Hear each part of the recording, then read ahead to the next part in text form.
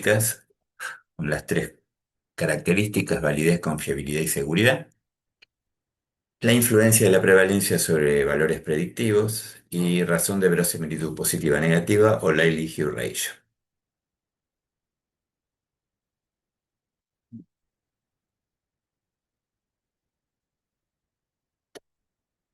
¿Por qué la medición es central en la investigación y en la práctica clínica?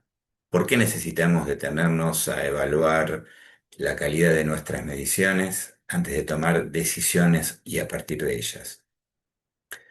Todo lo que hacemos en ciencia de la salud, diagnosticar, pronosticar, evaluar la respuesta a un tratamiento, comparar grupos en un estudio, dependen de medir algo: una presión arterial, un puntaje en una escala, por ejemplo, de depresión, el tamaño de un tumor, la presencia o ausencia de un signo o de un síntoma. Si la medición es de mala calidad, todo lo que construimos sobre ella queda comprometido. Las discrepancias son la regla, no la excepción. En la práctica veremos constantemente que dos profesionales miden lo mismo y obtienen resultados diferentes, lo que podemos llamar variabilidad interobservador, o que el mismo profesional, al repetir la medición, llega a un resultado distinto, variabilidad intraobservador. Por ejemplo, dos radiólogos interpretando la misma placa, dos clínicos ocultando al mismo paciente, dos psicólogos puntuando la misma entrevista. El sujeto o el paciente varía también. La presión arterial cambia a lo largo del día, el ánimo fluctúa, los síntomas aparecen y desaparecen. Y acá vienen los dos conceptos principales, ¿sí? Validez y confiabilidad. Para evaluar si una medición es buena, es de buena calidad, usamos dos propiedades centrales que veremos a lo largo de la clase. Confiabilidad: la medición es consistente, reproducible. Si la repito nuevamente, la medición, ¿obtengo el mismo resultado? Validez: ¿estoy midiendo realmente lo que quiero medir? ¿La medición refleja el concepto que me interesa evaluar? En las próximas diapositivas vamos a desarrollar cada uno de estos conceptos, cómo se cuantifican y qué implicancias tienen para elegir y usar instrumentos de medición. Volvamos sobre las fuentes de variabilidad de las mediciones. En la diapositiva anterior mencionamos las discrepancias entre mediciones son frecuentes. Acá vamos a desarrollar las tres grandes fuentes que explican esta discrepancia. Sujeto-paciente: el propio paciente es una fuente de variabilidad. Hay variación biológica natural: la presión arterial, como dijimos, cambia con la hora del día, el estrés, la postura, el pulso varía con la respiración, la actividad física, los síntomas psicológicos fluctúan con el estado emocional. A esto se suma efectos de medición: por ejemplo, un beta bloqueante baja la frecuencia cardíaca, el curso de la enfermedad: un paciente febril hoy puede no estarlo mañana, la reelaboración de la historia clínica: el paciente recuerda y relata los síntomas de manera distinta en cada entrevista. Implicancias prácticas: ¿qué tenemos que hacer? Estandarizar condiciones de medición. Por ejemplo, mismo horario, mismas instrucciones, mismo reposo previo. Y cuando sea posible, promediar varias mediciones.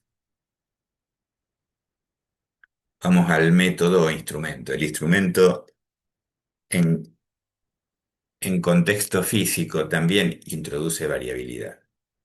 Las condiciones del ambiente importan: la temperatura de la sala, ruido, iluminación, por ejemplo, la hora del día. La falta de calibración del instrumento es una fuente clásica: un tensiómetro descalibrado, una balanza desajustada, una escala con ítems ambiguos o mal traducidos. La interacción clínico-paciente es parte del instrumento. El modo en que se formula una pregunta, el tono, condiciona la respuesta. Implicancias: calibrar periódicamente, estandarizar el procedimiento, ¿sí? Calibrar a los que van a medir, a los investigadores que van a medir, tanto en escalas y cuestionarios, usar instrumentos validados con instrucciones claras. El observador. Quien mide también introduce variabilidad. Hay variabilidad biológica en los sentidos, la agudeza visual o auditiva del evaluador, varía entre personas a lo largo del día, por ejemplo, hay fatiga. Hay diferentes interpretaciones en la evidencia. Dos clínicos pueden ver la misma radiografía o escuchar el mismo soplo y caracterizarlo distinto. Hay expectativas diagnósticas previas. Si el clínico sospecha una patología, tiende a encontrarla, lo que se denomina sesgo de confirmación. Implicancia, entrenamiento, criterios operacionales explícitos, evaluación ciega cuando es posible y medir la concordancia entre observadores con distintas metodologías estadísticas, por ejemplo, CAPA o coeficiente de correlación intraclase u otras metodologías. Por lo tanto, la variabilidad nunca es cero. El objetivo no es eliminarla, sino reconocer de dónde viene, minimizar lo que se puede controlar y cuantificar lo que queda. De ahí surge el concepto de confiabilidad que vamos a mirar en la próxima diapositiva. La confiabilidad, término que suele utilizarse como sinónimo de reproducibilidad, repetibilidad, precisión o fiabilidad, se define como la capacidad de un instrumento o prueba de medición para arrojar resultados constantes e idénticos cuando se aplica más de una vez a la misma unidad de análisis bajo condiciones semejantes. Es importante evaluar la estabilidad de una medición, ya que ya sea al repetir el test en el tiempo o al ser evaluado por distintos observadores, lo que significa que un instrumento confiable reduce al mínimo los errores aleatorios propios de la medición. ¿Por qué la confiabilidad de la medición puede estar afectada por la variación del propio instrumento, el error técnico de la medición, las fluctuaciones del propio objeto de medición, error del observador intraobservador y error entre observadores? La confiabilidad de la medición se evalúa analizando el grado de concordancia o acuerdo entre mediciones. Existen tres formas principales. Entre observadores, dos o más evaluadores miden al mismo tiempo sujeto y se compara el acuerdo. Entre observadores, un mismo evaluador mide al mismo sujeto en dos momentos distintos bajo condiciones similares. Test-retest, se aplica el mismo instrumento dos veces al mismo sujeto para comprobar la estabilidad del resultado a lo largo del tiempo. Para cuantificar esta concordancia se utilizan distintos métodos estadísticos según sea el tipo de variable. Ya lo comenté, el coeficiente de correlación intraclase para variables continuas, el kappa de Cohen para variables categóricas, el alfa de Cronbach para instrumentos psicométricos con múltiples ítems, o métodos gráficos como Blany-Allman Passing-Buckbock. Compara dos métodos de medición y evalúa la concordancia entre estos instrumentos.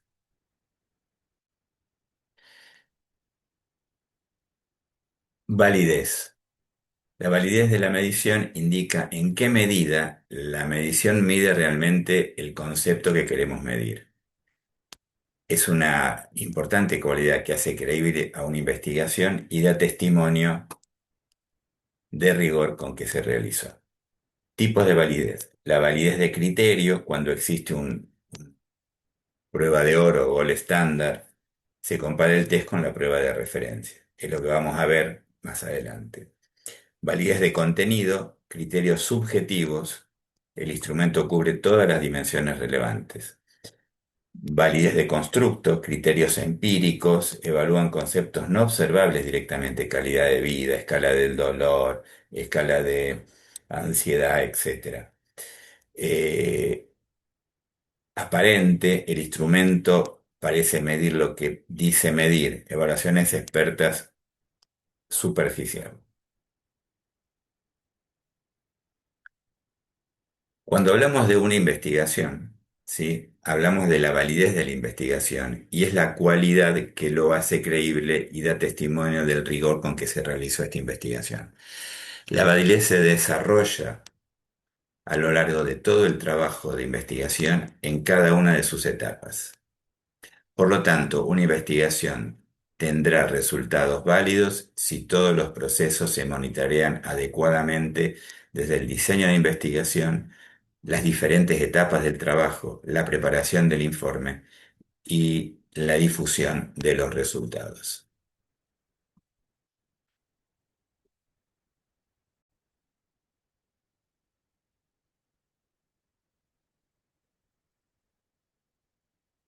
¿Qué es la validez interna? Es el grado en que los resultados de un estudio son atribuibles únicamente a la intervención o variable de estudio. Lo que uno trata es de maximizar la relación que hay entre la variable dependiente y la variable independiente. Eh, y no a otros factores como pueden ser sesgos, confusores o variables extrañas. Por eso generalmente hay muchas variables que las controlamos excluyéndolas. Todos los criterios de exclusión son específicamente para eso. Pregunta clave. ¿La relación causa-efecto encontrada es verdadera dentro del contexto del estudio? Ese es lo que tenemos que tener en claro. Algunas estrategias. Asignación aleatoria de participantes a grupos experimentales, experimental y control. Control de variables extrañas, edad, sexo, gravedad de la enfermedad. Diseño del experimento riguroso, ensayo controlado y aleatorizado. O sea, la validez interna generalmente es muy fuerte en los diseños de investigación que son eh,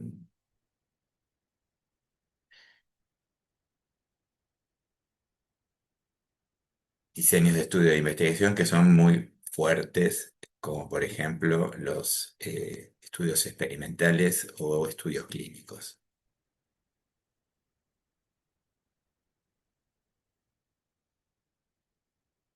¿Cuáles son los pros y contras de la validez interna?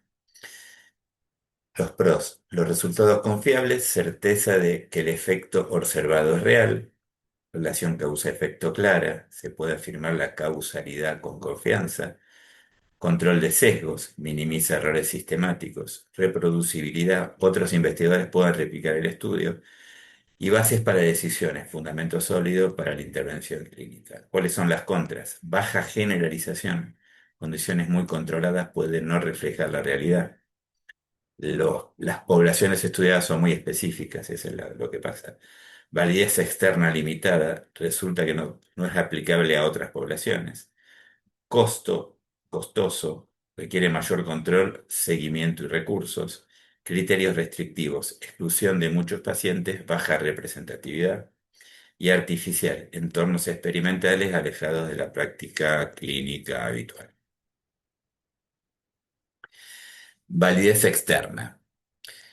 Es el grado en que los resultados del estudio pueden generalizarse a otras poblaciones, contextos o situaciones diferentes a las del estudio original.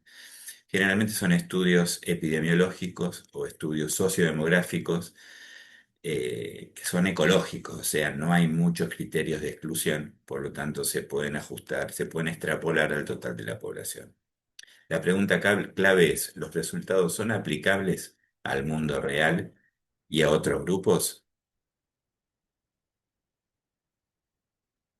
Pros y contras de la validez externa. Los pros, generalización amplia, resultados aplicables a diversas poblaciones, relevancia clínica, refleja la práctica real, mayor impacto útil para políticas de salud pública, representatividad, incluye pacientes diversos. Los contras, menor control, más fácil establecer causalidad, validez interna comprometida, mayor riesgo, sesgo de confusores, por eso generalmente este tipo de estudios tienen un número de casos, tiene que tener un número de casos mayor para poder minimizar los sesgos y las confusiones. Resultados menos precisos, mayor variabilidad, por eso se aumenta el número de casos. Difícil reproducción, porque no son condiciones menos estandarizadas. A menudo existe una tensión entre la validez interna y la validez externa. Un estudio con alta validez interna que controla rigurosamente las variables extrañas puede tener una menor validez externa, ya que las condiciones de estudio pueden ser muy específicas y no reflejan la realidad de otros contextos. Por otro lado, un estudio de alta validez externa, que se realiza en un entorno más naturalista o ecológico, puede tener una menor validez interna, ya que es de difícil controlar los factores extraños o confundentes. Es importante encontrar un equilibrio entre ambos tipos de validez, dependiendo de los objetivos de la investigación. En algunos casos la validez interna puede ser más importante, como los estudios que buscan establecer relaciones causales, estudios experimentales, por ejemplo, y en otros casos la validez externa puede ser más relevante, como los estudios que buscan evaluar la efectividad de un programa en la vida real.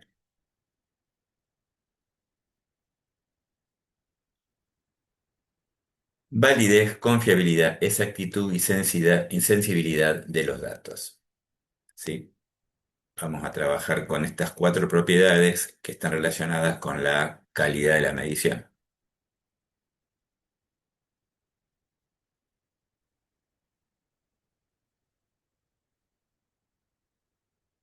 La medición constituye una actividad omnipresente tanto en la práctica como en la investigación en las ciencias de la salud. En unos casos el proceso de medición se limita a diferenciar grupos, por ejemplo, enfermos sanos. Otras veces se trata de un proceso recurrente, número de vasos coronarios con lesiones significativas, por ejemplo.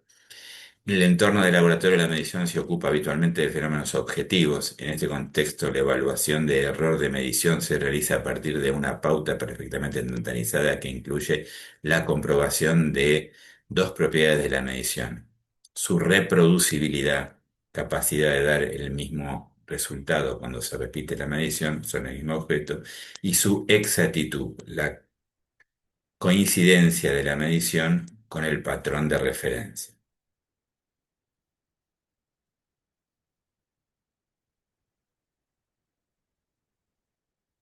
Entonces podemos decir que la exactitud está relacionada con con la validez, el grado en que el instrumento mide lo que realmente pretende medir, coincidencia con la realidad.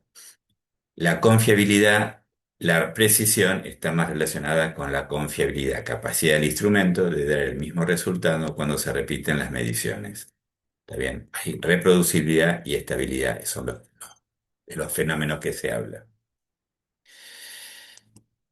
Exactitud y precisión son dos propiedades distintas que describen la calidad de una medición. Exactitud, accuracy o validez, mide qué tan cerca está el valor obtenido del valor verdadero. Un dato es exacto cuando registra la variable tal cual como es. La inexactitud está relacionada con el sesgo, es decir, un alejamiento sistemático de la realidad o un error sistemático. Precisión, confiabilidad es el grado en que el proceso de medición puede repetirse con resultados similares. Una buena precisión implica mínimos errores aleatorios y depende sobre todo del factor humano y de las características físicas del instrumento. Exactitud apunta al valor verdadero, precisión apunta a la reproducibilidad o la repetibilidad. Son independientes, una medición puede ser precisa, pero sesgada. Siempre da lo mismo, pero lejos del valor real, o exacta, poco precisa, en promedio acertada, pero con mucha dispersión.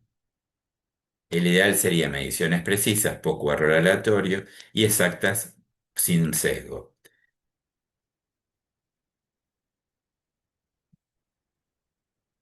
Acá vemos una relación entre el error aleatorio, una comparación, perdón, entre el error aleatorio y el error sistemático. Toda medición está sujeta a estos dos tipos de error, eso ya lo estamos viendo. Las desviaciones del valor real ocurren en forma desorganizada sin patrón, a eso llamamos error aleatorio. Se distribuyen normalmente, ¿sí? Con una distribución normal, con una curva gaussiana, con un promedio cero. Por eso si se repiten las mediciones muchas veces, los errores tienden a cancelarse. Su fuente habitual son las participación humana, lecturas imprecisas, redondeos, ¿sí? Y factores físicos como cambio de temperatura o desgaste del instrumento. Afecta la precisión y confiabilidad de la medición. El error sistemático, ¿sí? La desviación sí una tendencia organizada, siempre en la misma dirección, mayor o menor. Se define como cualquier proceso que tiende a producir resultados que difieren sistemáticamente de la verdad. No se corrige promediando múltiples mediciones, por lo mucho que se repita, el error va a persistir.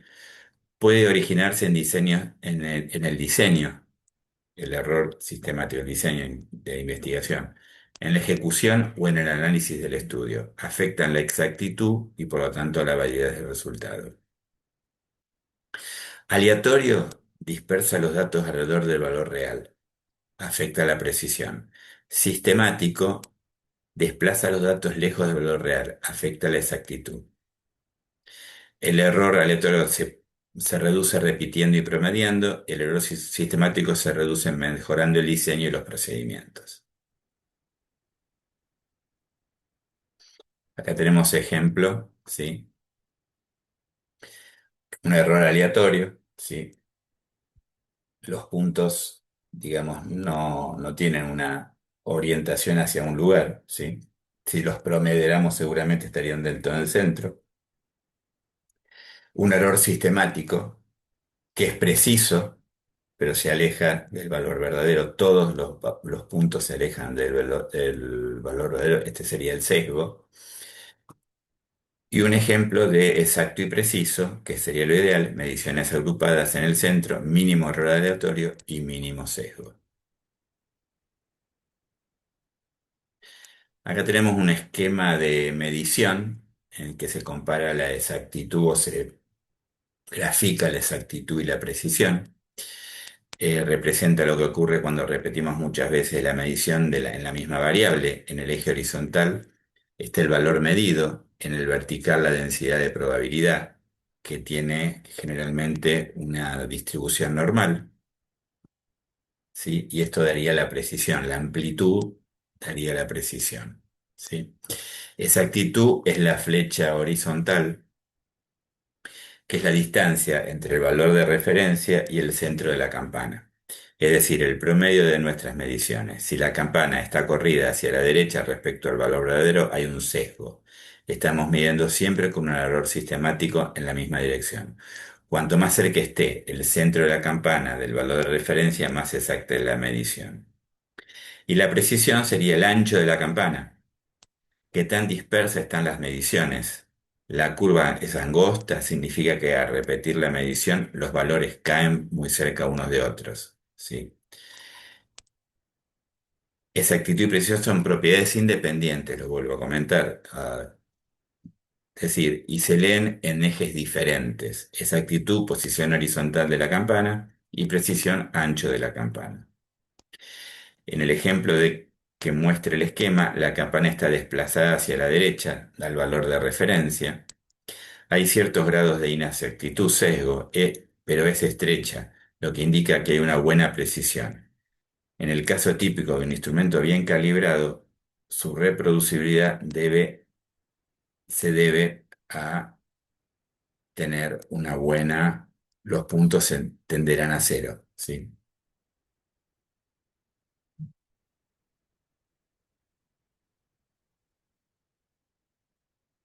Acá tenemos, ¿sí?, lo que es un error sistemático. Sesgo afecta a la validez, o sea, el error sistemático está relacionado con la validez de la medición. Por lo tanto, ya lo vimos, es un alejamiento sistemático de las mediciones del verdadero valor. Y el error aleatorio es la dispersión y afecta la confiabilidad o repetibilidad, ¿sí? Son variaciones azarosas del propio instrumento y una forma de minimizarlo sería promediándolo. Si el instrumento no es aceptablemente preciso, confiable y no tiene sentido, entonces plantearse su validez.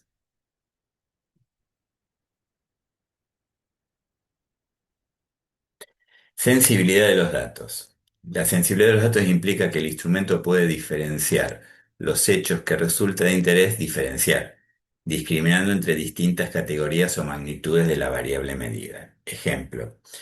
Una balanza que mide camiones no sirve para medir personas. Una balanza para camiones mide toneladas, no puede discriminar entre dos pesos de dos personas. El instrumento es sensible solo para rangos de su diseño, o sea, para medir toneladas. Balanza de personas no van a medir fármacos. Una balanza en kilogramos no puede registrar peso de fármaco con una cápsula en miligramos. También se necesita un instrumento de mayor sensibilidad. Y acá, en este ejemplo, tenemos como un desafío de la medición en salud, ¿sí? En el estado inicial, vemos que hay incertidumbre clínica. Llega el paciente, o llega la persona, o llega un caso, ¿sí? El punto de partida hay una pregunta abierta sobre el paciente. La medición es la pieza clave para responderla, pero con frecuencia enfrentamos discrepancias entre observadores o entre instrumentos. La inaccesibilidad a la magnitud real no siempre podemos medirla directamente. El puente para cruzar de la incertidumbre a una respuesta confiable usamos instrumentos de medición. Pero no cualquier medición sirve. Para reducir la brecha entre lo que observamos y la realidad, toda medición debe reunir dos requisitos esenciales que ya los vimos: confiabilidad y validez. ¿Sí?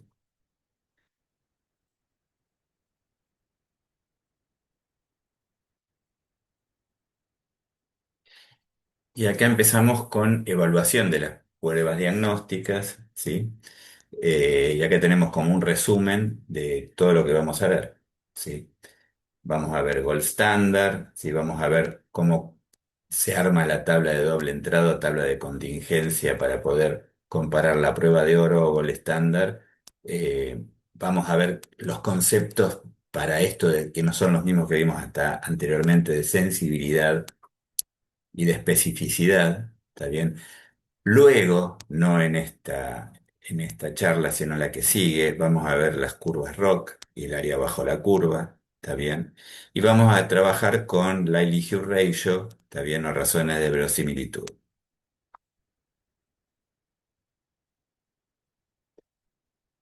Y acá empezamos entonces con pruebas diagnósticas. Una prueba diagnóstica es cualquier procedimiento o instrumento que se utiliza para detectar, confirmar, descartar o cuantificar una medición de ciertos signos, síntomas, parámetros biológicos o imágenes.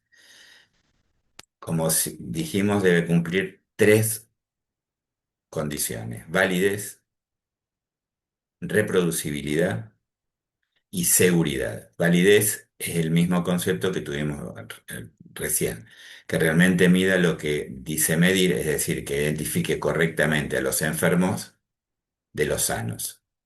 Reproducibilidad, que si se repite la prueba en las mismas condiciones, mismo paciente, mismo método, los resultados deben ser parecidos o iguales.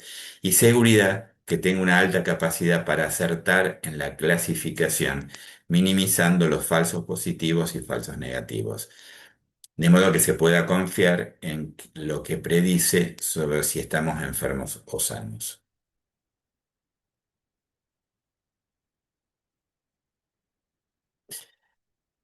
Y acá vemos tres condiciones. Nosotros nos vamos a después a centrar en la validez de criterio, que trabajamos con el gold standard, ¿sí? La validez de criterio compara el resultado de una prueba nueva o un test nuevo con un criterio externo, considerado como la prueba de referencia disponible o gold standard. Cuanto mayor es la relación, la correlación o concordancia entre ambos, mayor es la validez de criterio. Permite calcular indicadores como sensibilidad, especificidad, los valores predictivos y razones de verosimilitud o la likelihood ratio. Es especialmente útil cuando el resultado del test implica decisiones clínicas importantes, como diagnóstico, tratamiento y pronóstico.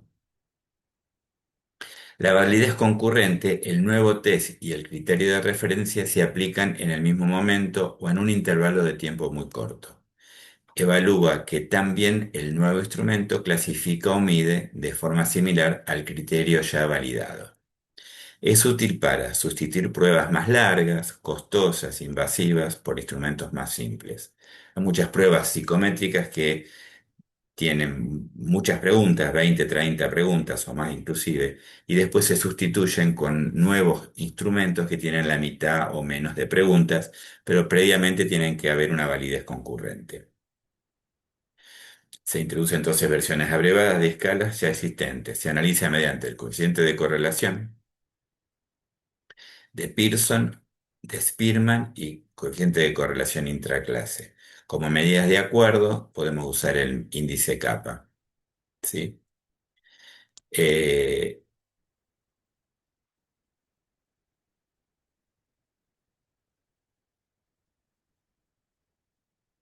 y acá entramos en dos tipos de pruebas clínicas, las pruebas de screening y las pruebas confirmatorias. Las pruebas de screening, también llamadas tamizaje, se usan en personas aparentemente sanas o en la población general para detectar riesgos o enfermedades en etapas iniciales. Como ejemplo, el PAP para cáncer de cuello uterino, mamografía de rutina para mujeres en cierta edad, el test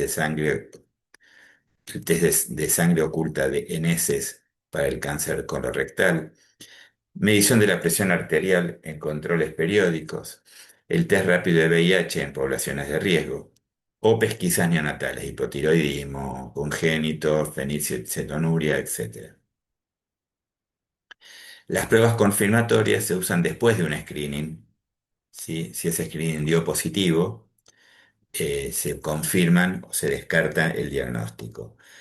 Una biopsia de cuello uterino tras el PAP alterado, una biopsia mamaria después de la mamografía sospechosa, una colonoscopia tras el test de sangre oculta en ese positivo, un PCR, una prueba de Western blot para confirmar el VIH, y pruebas de autoría específica, por ejemplo, TSH-T4 libre tras el screening neonatal alterado. Acá tenemos algunas utilidades y algunos ejemplos perdón, disculpa, nada más.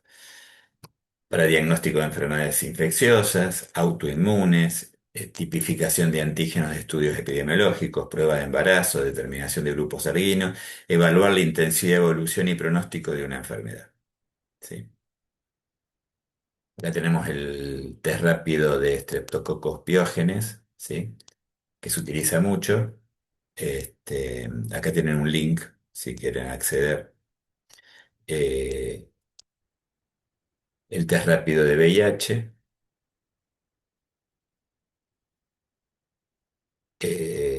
Acá hay se ve, digamos, cómo se construye el test rápido, ¿sí?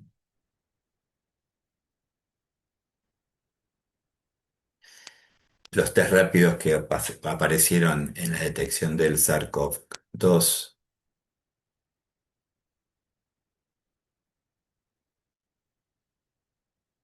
Por lo tanto, por un lado se obtiene el resultado de una prueba diagnóstica que en caso de ser dicotómica puede dar dos resultados posibles, positivos y negativos. Por otro lado se obtienen los resultados de pruebas de referencia, que también los resultados pueden ser positivos o negativos. También es posible dicotomizar una prueba diagnóstica con el nivel de medición cuantitativo, vamos a ver cuando veamos curvas ROC, aplicando generalmente un valor de corte, ¿sí? Que determina, dicotomiza la prueba. Ejemplo, triglicéridos 150, colesterol 180, glucemia 100, hemoglobina glicada 5,7%, ¿sí? Como valores de corte que definen poblaciones con distintas condiciones de perfil lipídico o perfil de insulinoresistencia. Y aquí viene el famoso gold standard, ¿sí? Eh, Por lo tanto, por un lado se obtiene la prueba diagnóstica, que en el caso de ser dicotómica puede dar dos resultados posibles, positivo o negativo. Por otro lado, se obtienen los resultados de una prueba de referencia, que también da dos resultados positivos y negativos. Eh, lo que vamos a hacer después es armar una tabla de doble entrada en la cual comparamos.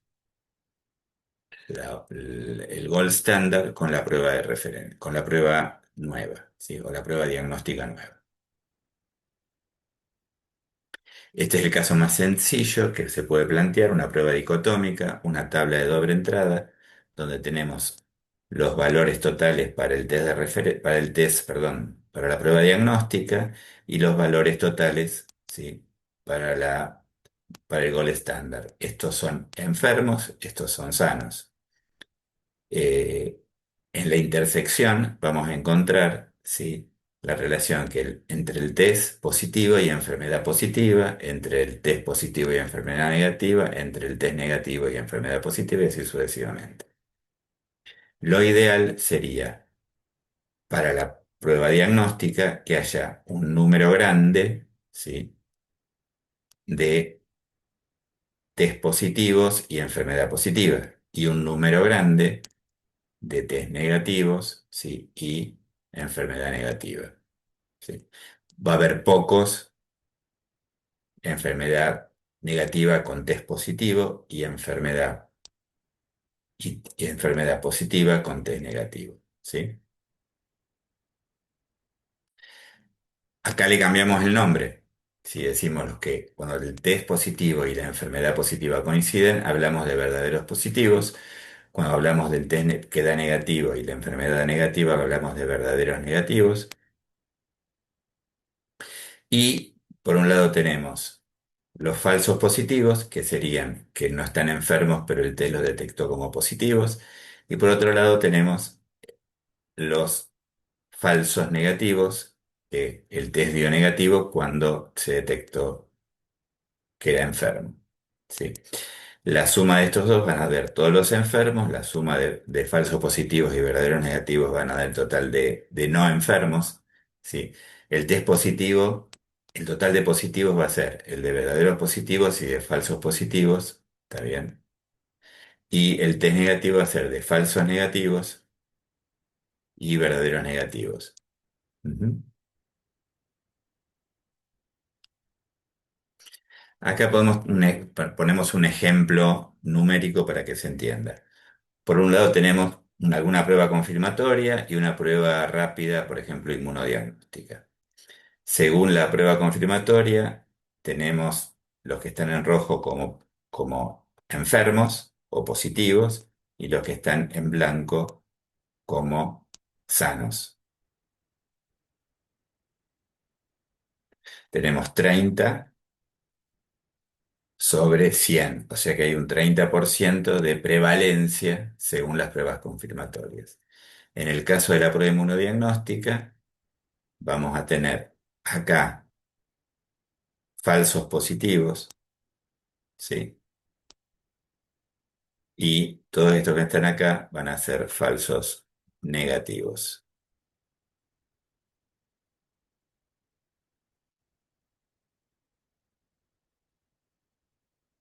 Perdón, lo dije al revés.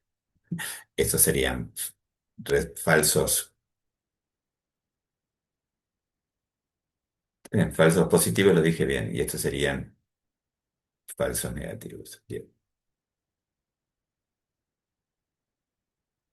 Tenemos los falsos positivos y los falsos negativos. Sí, perdón, pensé que lo había dicho al revés. Por lo tanto, tenemos 8 falsos positivos, 3 falsos negativos y en total 11 errores sobre 100 casos. ¿Sí? Cuando los pasamos a la tabla, ¿sí? ¿Qué obtenemos? 27 verdaderos positivos, 62 verdaderos negativos. ¿Sí? 3 falsos negativos y 8 falsos positivos. Y acá arrancamos con el tema de pruebas diagnósticas, que ya tuvimos una introducción.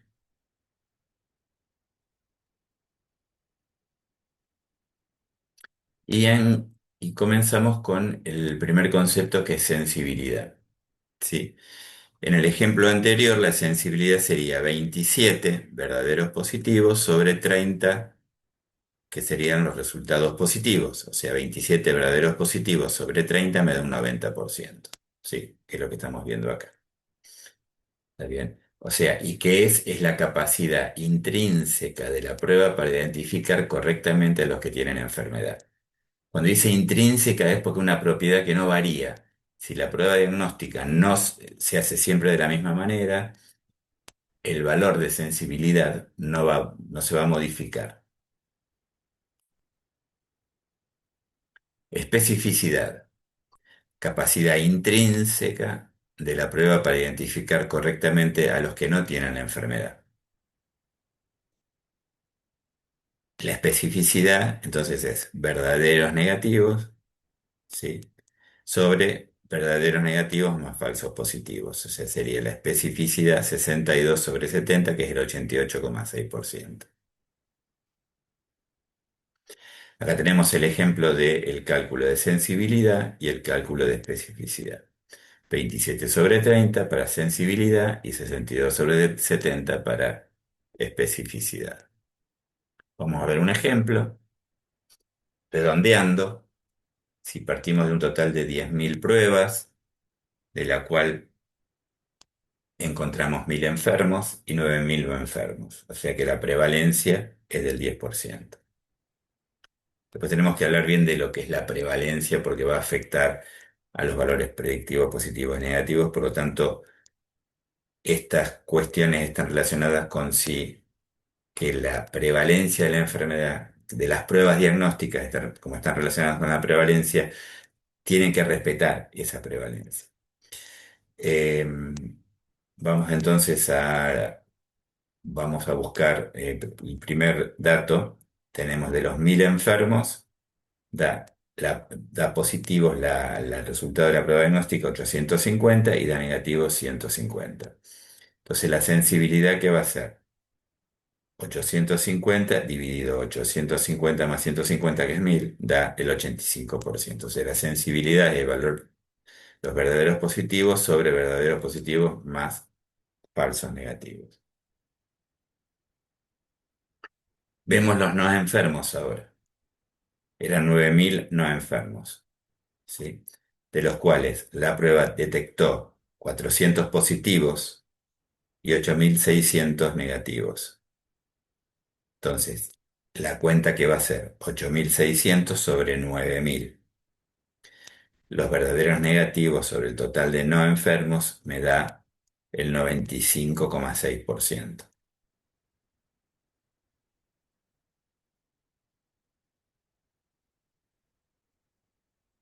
Aquí hay un resumen de todos los resultados, ¿sí? 850 verdaderos positivos, 8.600 verdaderos negativos, 150 falsos negativos y 400 falsos positivos. La cuentita, en un caso me da 850, 85% y en otro caso me da 95,6%. Siempre, ¿qué hacemos? ¿Cuál es el total de hallazgo? Perdón. ¿Cuál es el total de hallazgos positivos? 850 más 400 me da 1.250. ¿Cuál es el total de hallazgos negativos? 150 más 8.600 me da 8.750. 1.250 sobre 850 me da el total. Lo mismo pasaría en este lado, ¿sí? Vamos a ver seguridad de la prueba diagnóstica.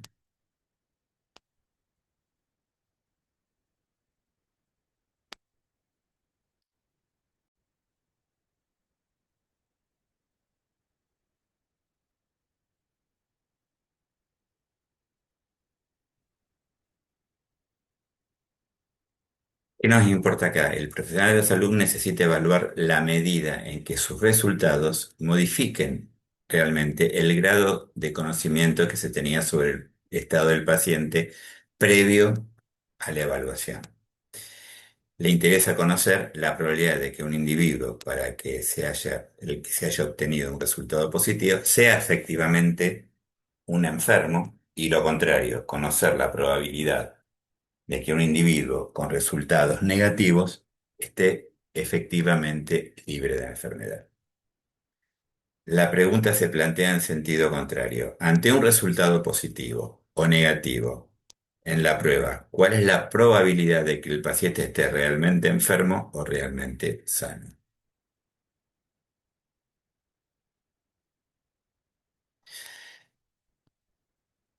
Cuando se realiza una prueba a un paciente, el médico carece de información a priori sobre el verdadero diagnóstico. Hay una sospecha, pero en principio carece de información. Ante el resultado positivo o negativo de una prueba, ¿cuál es la probabilidad de que ese paciente esté realmente enfermo o sano? Por lo tanto, esta pregunta está preguntando por la seguridad de la prueba diagnóstica, una probabilidad post-prueba, dado que se conoce el resultado de la misma. Si la prueba da positiva, aumenta la probabilidad del diagnóstico y si la post-prueba da negativa, baja la probabilidad de ese diagnóstico.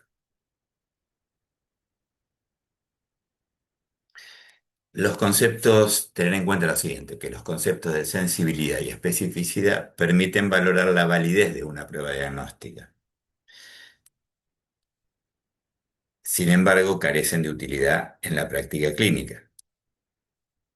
Están más relacionadas con la validez de la medición. La sensibilidad, bueno, la especificidad proporciona información acerca de la probabilidad de obtener un resultado concreto, positivo o negativo en función de la verdadera condición del paciente o del enfermo con respecto a la enfermedad. Pero en la práctica su capacidad de cuantificación de la incertidumbre médica es limitada.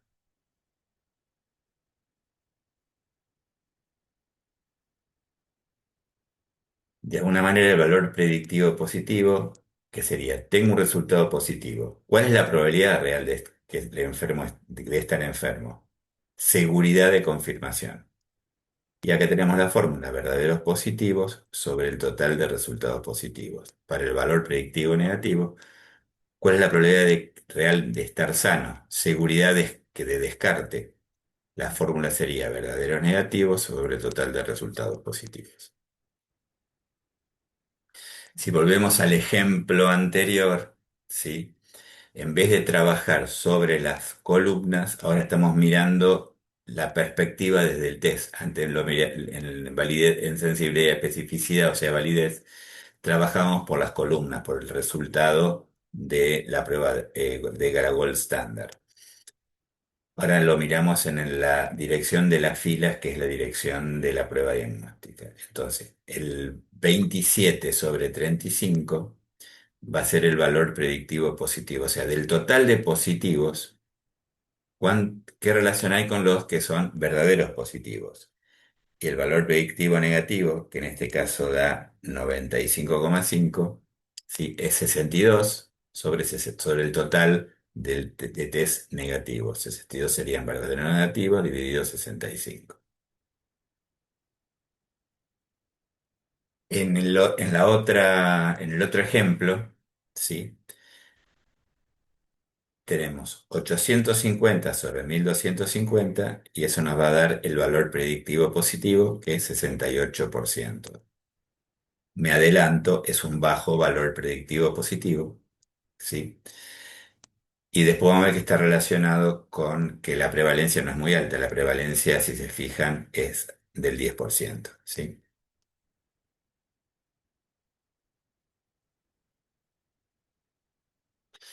El valor predictivo negativo, entonces, ¿qué va a ser? 8600 sobre 8750. Tengo un 98,3% de valor predictivo negativo. Con este valor, cuando la prueba diagnóstica me da negativa, es altamente probable de que lo pueda descartar que tenga la enfermedad o que sea positivo, con un 98,3%. En el anterior, vuelvo para atrás, con un 68% no lo descartaría, no diría que está enfermo, y ahí utilizaría pruebas confirmatorias para definir si el resultado coincide o no coincide.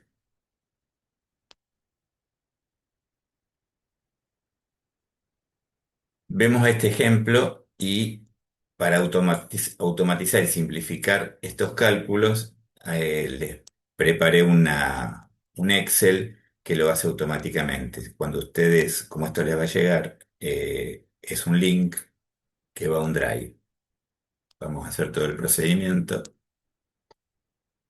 Lo que tienen que hacer es bajarlo, así como está, no pueden trabajar, lo tienen que descargar.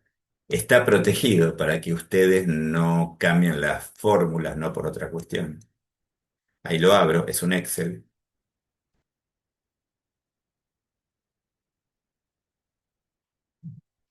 Sí, si yo toco por acá no me deja, no puedo hacer nada, sí.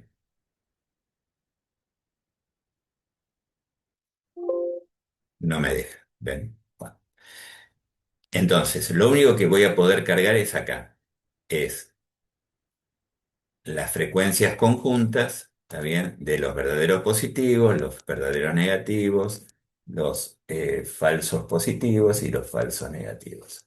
En el caso que habíamos visto, acá están las fórmulas, ¿sí? De alguna manera, y está cómo se calcula el intervalo de confianza también. Por ahora vimos bueno, ya conocen ustedes el concepto de prevalencia. Vamos a mirar correctamente, pacientes correctamente diagnosticados, que serían los verdaderos positivos más los verdaderos negativos sobre el total. Vamos a calcular su sensibilidad y el intervalo de confianza, vamos a calcular su especificidad y el intervalo de confianza, y vamos a trabajar sobre los valores predictivos positivos y negativos. Todavía no vamos a trabajar sobre esto que todavía no lo vimos, pero ya está, digamos, está la posibilidad de hacerlo. Entonces, fíjense que con 50% y su intervalo de confianza es tirar una moneda, si da positivo, si da negativo, si es sensible o es específica. Vamos a cargar entonces los datos que teníamos, que es 850, al lado era 400, si no me equivoco, abajo era 8600 y los falsos negativos eran 150. Inmediatamente, una vez que nosotros colocamos los valores, ¿sí? Se calcula primero el test de chi cuadrado, que es un test que dice si hay asociación. Lógicamente, tiene que haber mucha asociación. Fíjense que es 0,0000, o sea, es 10 por 10 a la menos no sé cuánto, ¿sí?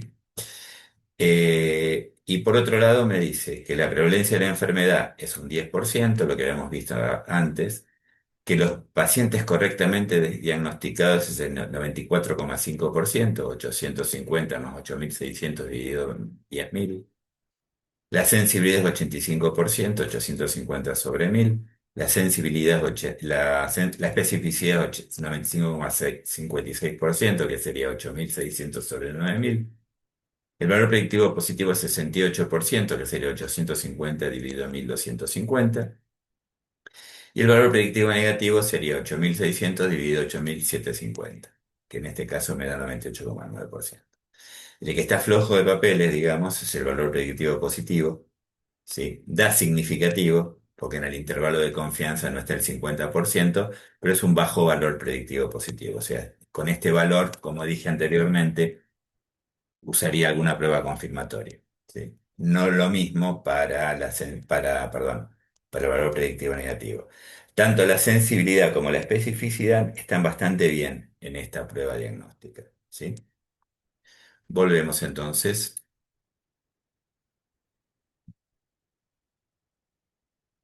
Recuerden entonces que esto es un link y bajan el Excel para poder trabajar ustedes, ¿sí? Vamos a un ejemplo para aplicarlo. Dice, se quiere estimar la sensibilidad y especificidad de cierto cuestionario para diagnosticar la presencia de un desorden alimentario en adolescentes. Este instrumento consta de 5 preguntas, con respuesta sí o no, y se considera diagnóstico positivo de desorden alimentario si la respuesta es sí en al menos 2 preguntas. Simplemente en el consultorio externo de adolescentes de un centro de salud se completaron 750 formularios, ¿sí? Y se respetó la prevalencia de la enfermedad de la población general que se atiende en ese consultorio. Por lo tanto, los valores predictivos positivos y negativos no van a ser lo de la población general, sino de la población de un consultorio externo de adolescentes. ¿Sí? Además, se conocía que por otras fuentes, historia clínica, el diagnóstico de cuáles estaban enfermas, o sea, las que tenían desorden alimentario realmente y cuáles no estaban. Entonces sabíamos cuáles estaban enfermos, tenían desorden alimentario y cuál no, y ese sería el gol estándar.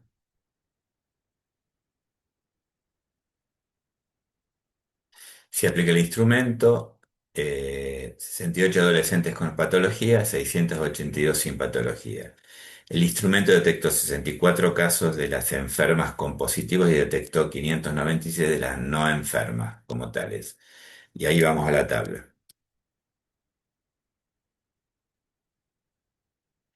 Verdaderas positivas, 64. Había 68 con desorden alimentario, o sea que el valor de negativa es 68 menos 64, que es 4. Sin desorden alimentario total eran 682. Está bien. 596 eran verdaderas negativas, o sea que no tenían desorden alimentario y el cuestionario dio negativo. Por lo tanto, 86 eran falsas positivas. ¿Sí? Utilizando el cálculo que vimos recién, ¿sí?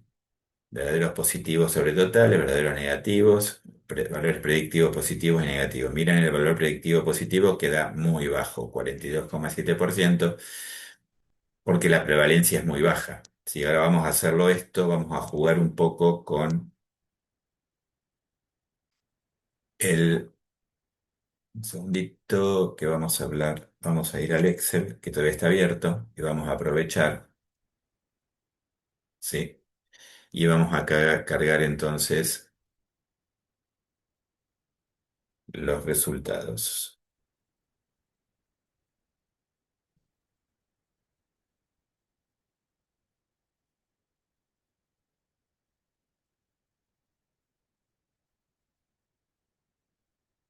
Acá estamos. 64,86.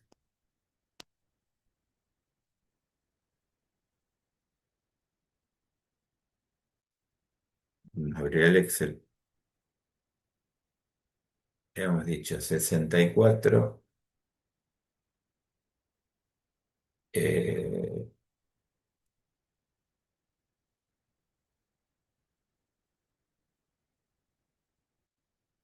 de memoria. 64,86, 4,596.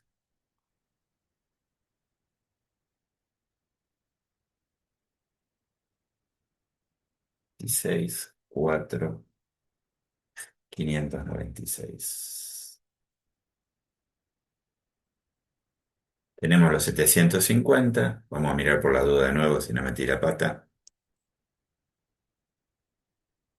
64,86, 4,596. Perfecto. Y tenemos los resultados. La prevalencia es 9%, con este intervalo de confianza 95%. Pacientes correctamente diagnosticados 88, sensibilidad 94, especificidad 87. La verdad que es muy bueno para hacer un cuestionario. Eh, Valor predictivo positivo, nada, 42%, tira la moneda. Valor predictivo negativo, 99,3. Por lo tanto, ¿cuál sería la conducta cuando da positivo y cuando da negativo? Cuando da positivo, la prueba. Acá estaban ya he hecho el resultado. Cuando da positivo, eh, sigo estudiando a la paciente y cuando da negativo, descarto el desorden alimentario. Esa sería un poco la conclusión. Y acá tenemos el problema que ya estuvimos planteando de la influencia de la prevalencia sobre los valores predictivos positivos y negativos.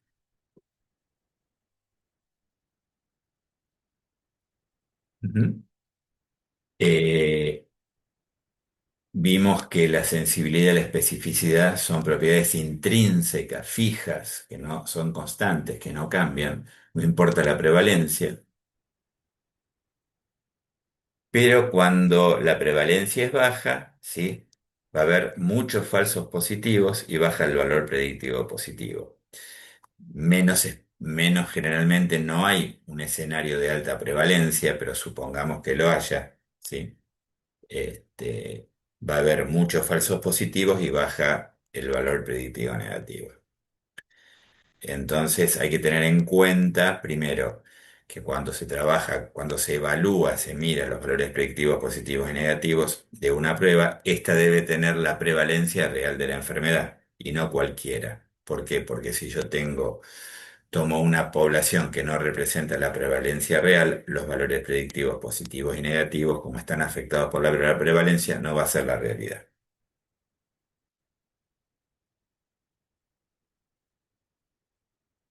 Como ya dijimos y vuelvo a repetirlo, la sensibilidad y la especificidad son parte de la prueba, también no se modifican.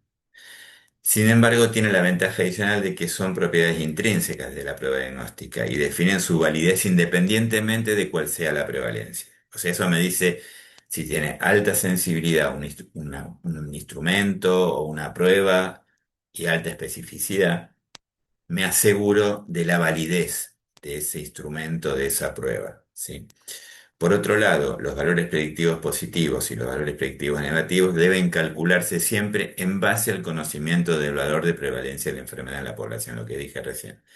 Siendo esto una condición sine qua non, esto se debe a que los valores predictivos dependen estrechamente de la prevalencia de la enfermedad en la población y en la que se aplica la prueba diagnóstica. Como vimos recién, al aumentar la prevalencia, crece el valor predictivo positivo, de manera que al disminuir la prevalencia disminuye el valor predictivo positivo y aumenta el valor predictivo negativo. Por lo tanto, hay que tener muy en cuenta, ¿sí? Los valores predictivos positivos y predictivos negativos, ¿sí? Para tomar una decisión, ¿sí? Pero vuelvo a decir, generalmente lo que pasa en la realidad, que hay baja prevalencia, ¿sí? Y vamos a tener un valor predictivo positivo bajo y un valor predictivo negativo alto, ¿sí? Ejemplo acá habla del HIV con 99% de sensibilidad, o sea, tiene alta sensibilidad y alta especificidad, ¿sí? La prueba de ELISA, pero si se aplica masivamente a una población de muy baja prevalencia, como puede ser la población general, ¿sí? Eh, una gran proporción de positivos verán paradójicamente como falsos positivos. Por lo tanto, el valor predictivo positivo va a ser bajo y el valor predictivo negativo va a ser alto. Esto me permite en la realidad, ¿sí? Por ejemplo, esta prueba se utiliza en los bancos de sangre. Si el valor predictivo si me da negativo, digamos, no hay problema. La bolsa de sangre se va por supuesto, hay otras pruebas que hay que hacer, pero por lo menos pasa la prueba del VIH. Si da valor predictivo negativo, positivo, se tira la bolsa y se llama al paciente, a la persona donante, para que vuelva a hacerse el estudio, ¿sí? Tanto se repite el ELISA o sí, a un Western blot o a un PCR. Y acá tenemos un ejemplo de VIH que es el siguiente. Esto es un juego, ¿sí? Tenemos dos poblaciones. La primera población, ¿sí? O sea, la sensibilidad, especificidad de la prueba de VIH, en este caso la ELISA, es del 99,5%, cualquiera de las dos, anda por ahí. Supongamos que se aplica esta prueba a la totalidad de la población teórica X1, con un total de 280.000 habitantes, de los cuales 1.190 conviven con VIH. La prevalencia entonces es muy baja, 0,43% o 43 cada 10.000. Cuando vamos a ver el resultado, perdón, antes presento la población H2 que aumentó 10 veces la prevalencia, ¿sí? O sea, en vez de ser 1.190 son 11.900. O sea, mantengo los mismos valores, pero aumento la cantidad de pacientes con VIH. O sea que de 0,43 o 43 con 10.000 va a pasar a 4,3 o a 43 cada 1.000. Y ahí tengo los resultados. Tengo 1.190, el resto son esta cantidad, 278.811 que no tienen VIH. Sí. Los positivos son 1.160, los negativos son 30. ¿Sí? Pero tengo 1.007 que son falsos positivos. Y tengo 277.803 que son verdaderos negativos. Cuando hacemos la cuenta, ¿qué pasa en la población 2? Perdón, después vamos a la cuenta. Tengo 11.900, ¿sí? A 11.900 le restamos los 299 que son falsos positivos, ¿sí? Y me da 11.601. Por otro lado, tengo 999 falsos positivos. Este es falso negativo, perdón, ¿eh? Porque es negativo, pero tiene SIDA y este es falso positivo. No sé si me equivoqué. Lo repito por las dudas. Tengo 999, le resto y me da 267.101. ¿Sí? Acá tengo la misma cantidad, 280.000, 280.000. En un caso tengo una, digamos, una 1.190 viven con VIH y 11.900. ¿Sí? Aumenté 10 veces la. Cuando hacemos las cuentas, ¿sí? En el primer caso la prevalencia de la enfermedad fue 0,43, en el otro caso 4,5. Los pacientes correctamente diagnosticados prácticamente no se movieron, la sensibilidad y la especificidad no se movieron, son las mismas, ¿sí? El valor predictivo positivo acá es la mitad, o sea, estirar la moneda, 53%, y el valor predictivo negativo es casi 100, 99,99%. Cuando aumentó la prevalencia de 53, el valor predictivo positivo pasó a 92 y el valor predictivo negativo se mantuvo igual, ¿sí? Y acá aparece un nuevo cálculo que hay que tener en cuenta, que son la razón de verosimilitud o los likelihood ratio, ¿sí? Me adelanto, dado que los valores predictivos son afectados por la prevalencia, estamos buscando algún indicador que no sea afectado por la prevalencia. Esa es la idea de la razón de verosimilitud. Y esto es una razón, no es un porcentaje. ¿Cuántas veces más probable es encontrar un resultado concreto en un paciente enfermo en relación a un paciente sano? ¿Sí? Nos indica la magnitud y el sentido del cambio en nuestra sospecha clínica después de aplicar la prueba. En términos sencillos, nos indica la probabilidad preprueba, ¿sí? Corresponde a la probabilidad de enfermedad del paciente en la población previa, que generalmente está cerca de la prevalencia de la enfermedad. La probabilidad postprueba responde a la probabilidad que el paciente tenga cuando tenga la enfermedad en nuestro escenario clínico luego de aplicar la prueba diagnóstica, ¿sí?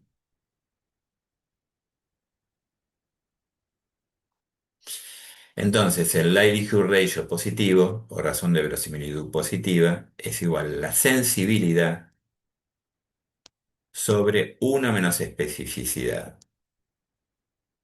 Sensibilidad son verdaderos positivos y 1 menos especificidad, que serían falsos positivos, ¿sí? Cuando mayor es el likelihood ratio positivo, mejor es la prueba para diagnosticar y confirmar la enfermedad. Por otro lado, tenemos el likelihood ratio negativo. Es En el numerador va 1 menos sensibilidad, que sería falsos positivos sobre especificidad. ¿Qué tanto disminuye el riesgo tras un test negativo? O sea, cuanto menor sea el likelihood ratio negativo, más cercano a cero, mejor es la prueba para descartar y excluir la enfermedad. Acá desarrollamos un poquito más la fórmula, ¿sí? Verdaderos positivos sobre enfermos sería sensibilidad, falsos positivos sobre sanos sería uno menos especificidad.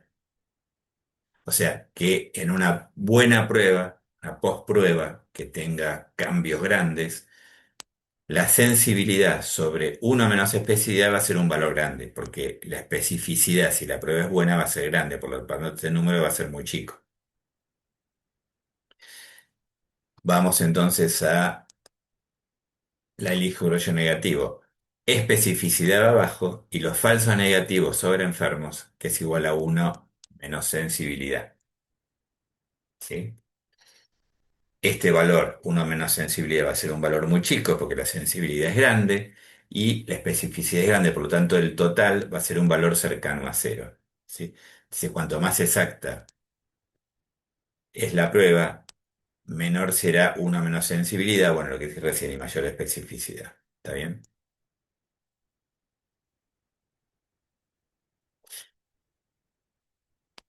La razón de verosimilitud positiva mide que es un método clínicamente útil que no se usa mucho para expresar la exactitud de una prueba y no es afectada por la prevalencia de la enfermedad, porque estamos usando sensibilidad y especificidad, uno menos sensibilidad y una menos especificidad, como dice acá. Sí, como dice del lado del Liley Regio positivo y como dice acá del Liley Regio negativo. Es fácil de calcular, ¿sí? Conociendo la sensibilidad y la especificidad. La magnitud del Elige ratio indica la capacidad de una determinada prueba para hacer o para excluir un diagnóstico. Un Elige ratio ofrece la ventaja de que relaciona la sensibilidad y la especificidad de una prueba en un solo índice. Además, puede obtenerse razones de probabilidad según varios niveles en una nueva medida, o sea que se pueden comparar. Eh, Cuanto más alto es, ya lo dijimos esto, la ley de rollo positivo a razón de verosimilitud positiva, mejor es la prueba y cuanto más baja es, más chica es la ley de rollo positivo, mejor es la prueba para excluir. ¿Sí? Esto es para diagnosticar es positivo, para excluir es negativo. ¿Sí? Acá tenemos una guía práctica que interpreta, ¿está bien? O sea, grandes cambios pre-post-prueba, ¿sí? Pre-prueba, post-prueba, mayor de 10 para el aire rollo positivo es excelente. Menor de 0,1, ¿sí? También es excelente para el iLook ratio negativo. Cambios moderados entre 5 y 10 para el positivo y 0,1 a 0,2 en el negativo. Cambios pequeños regulares entre 2 y 5 y valor y 2 y 5 y 0,5, ¿sí? Para el likelihood ratio negativo, sin importar estos valores, 1 a 2 y 0,5 a 1, ¿sí?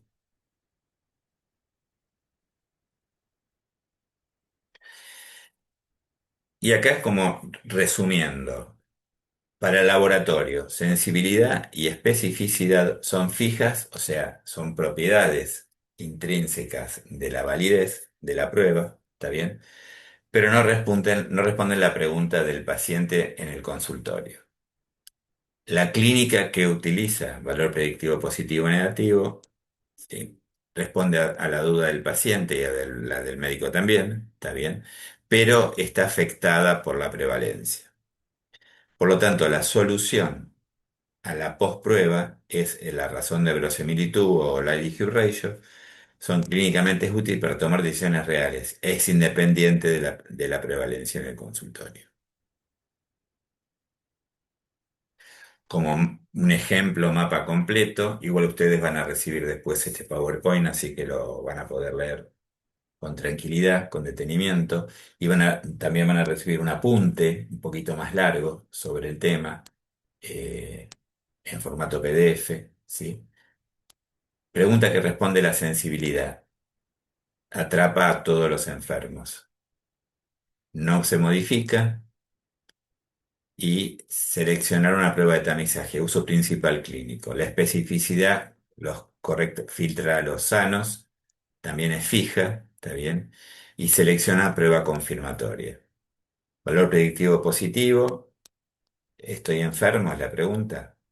Depende de qué, de la prevalencia.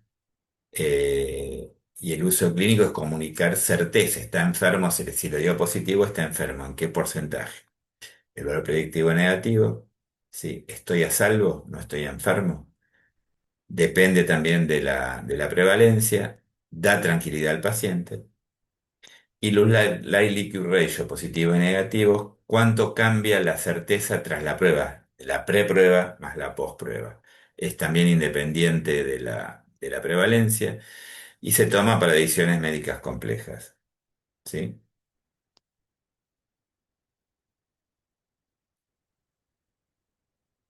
Acá estamos terminando entonces con la primera clase.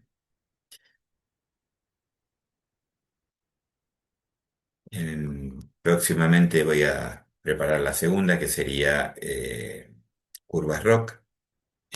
Cualquier duda, consulta, creo que hay un campus y ustedes, yo creo que estoy en el campus, pueden hacer preguntas por el mismo. Bueno, nos vemos en un ratito.